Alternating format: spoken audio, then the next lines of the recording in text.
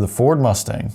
It's undoubtedly and undeniably one of the most iconic cars in the entire world, but also particularly here in the US, where everybody, including grandmas, are driving pony cars. And when it first hit the market all the way back in 1965, it absolutely blew up in popularity and sales by finally bringing an affordable sporty car that the average American could feasibly own and enjoy. Since then, the Mustang has gone through 6 iterations, totaling up to 7 generations, and it's seen a lot of success since then, all the way from 1965 to 2023. It's been a very successful car. But what if I told you that in the 1980s, Ford nearly killed the Mustang entirely by attempting to make it a front-wheel drive econobox rather than a pony car? It sounds kind of crazy. A super successful car, why would you change it to a front-wheel drive econobox?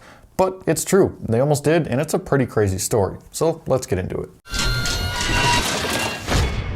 Now, there's not exactly one clear point where you can start this story, as there's a couple of different pieces that are really important to it. But a good place to start would be the oil crisis of the 1970s, which basically strangled American cars nearly to death thanks to the rising fuel costs. And you also have to remember that in the 1970s, other sports cars were popping up in the American market and taking away from the Mustang's dominance in that segment. Cars like the Datsun 240Z were debatably better than the Mustang in many ways, particularly including handling and especially fuel efficiency. And that's not to say that the first generation Mustang from 1965 to 1973 was a poor handling car, as it was decently lightweight and not nearly as boaty as the full-size muscle cars of the time. Regardless though, one of the driving forces behind the original first-generation Mustang, Lee Iacocca, became president of Ford Motor Company in 1970. In his eyes, the second-generation Mustang, which was coming up, after all, he became president in 1970, we still had the first-generation Mustang in 1970, with the next generation coming soon.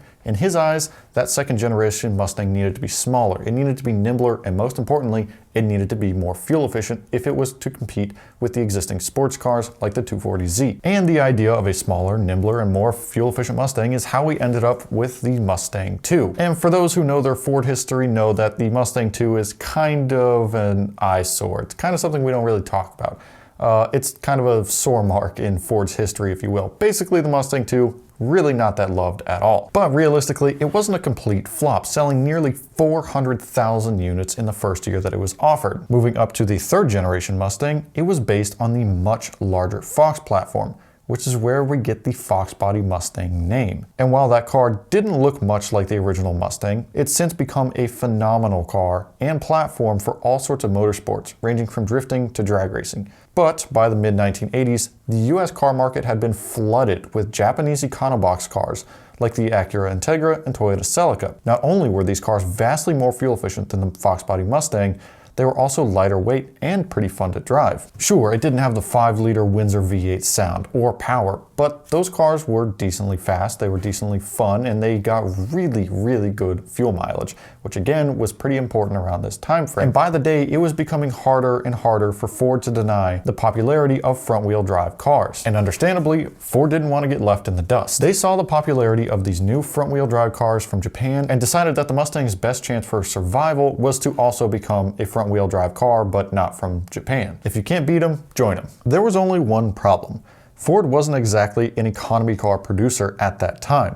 In 1987, they were offering the Bronco 2, E-Series vans, the Escort, F-150, F-250, Crown Vic, and so on. The large majority of their cars and the engineering around those cars weren't exactly designed with fuel efficiency in mind. It's just simply what they didn't really do. But that wasn't that big of an issue because of their at the time growing relationship with Japanese automaker Mazda. And the idea was simple: develop the new Mustang, which was intended to be the 4th generation Mustang, on the same platform as the Mazda 626. And it's not like Ford was looking at the Mazda 626 platform for no reason, as they saw the Mazda MX-6 on that platform, and that had turned out to be a decent little 2-door sports car that was pretty lightweight and fun to drive, although you could argue it was already more boring of a car than the existing 3rd generation Fox Body Mustang. And again, it's very important to notate the rising fuel costs in the 1970s and the 1980s that were really strangling cars that were not fuel efficient. They just simply were not selling that well. Fox Body Mustang sales were declining. Ford needed to do something, and they went the fuel economy route. And it's not like Ford was doing this arbitrarily or on their own, because GM nearly did the exact same thing with the Chevy Camaro and Pontiac Firebird. Unfortunately for Ford though, their pursuit of turning the 4th generation Mustang into a front-wheel drive econobox was leaked to the public around mid-1987, where we saw a particular column in Mustang Monthly that really sparked a lot of outrage. Quote, "As much as I tried to rationalize the whole deal, I just can't force myself to accept Ford's intended future for the Mustang. Call me old-fashioned or sentimental or just plain stubborn, but a Japanese car, even one built in America, is a Japanese car, and I'm not prepared to see a Mazda with a Mustang name and running horse emblems affixed to its fenders." After the Mustang had clawed its way to the top of the pony car heap once again, Ford plans to turn it into a front-wheel drive copy of a Japanese car. Un-American, I say.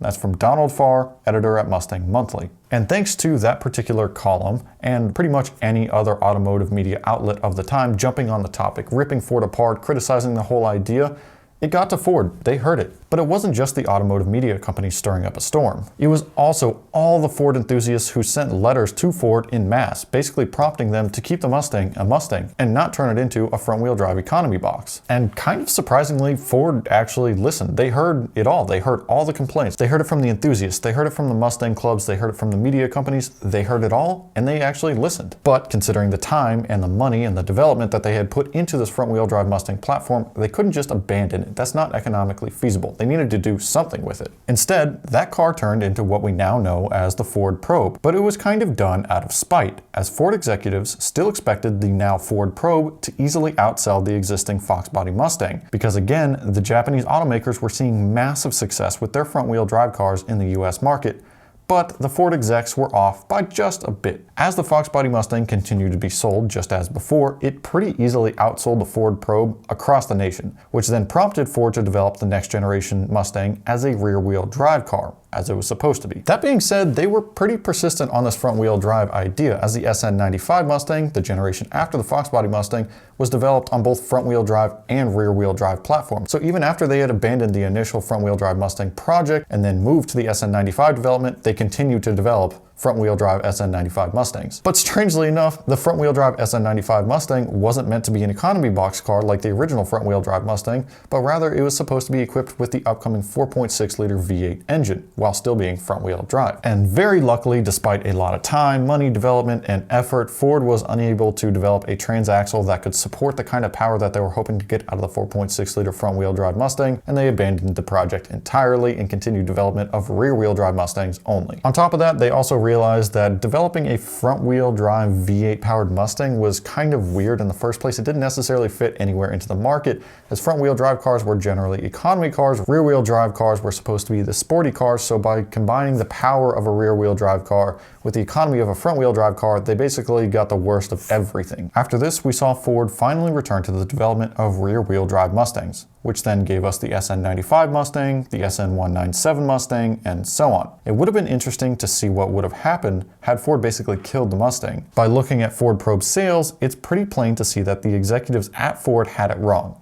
Yes, Japanese front-wheel drive cars were selling like crazy at the time, but that didn't mean that prospective car buyers wanted to buy the same thing from Ford. Sometimes not going with the crowd is the superior option in the long run, and as we saw with the Mustang, by Ford sticking with the pony car roots and not turning it into an economy box, they saw much longer success over a much longer period of time, which is why we still have the Mustang today in 2023. So that's the story about how Ford nearly completely killed the Mustang in the 1980s by attempting to develop it into a front-wheel drive car, which they then abandoned and turned that car into the Ford Probe, but shortly after that again tried to develop a front-wheel drive SN95 Mustang with a 4.6-liter V8, realized that that was a bad idea, gave up on it entirely, and moved forward with rear-wheel drive Mustangs only. If you think there's anything I forgot to add, anything you want to add to this video, anything important that I missed, be sure to drop it down in the comments below. Be sure to also let me know what kind of videos you want to see in the future. While you're down there, smash the thumbs up button if you enjoyed the video, because it really helps me out a lot. Check out some of the other stuff on the channel. Follow us on Instagram and TikTok. We post a lot on there too.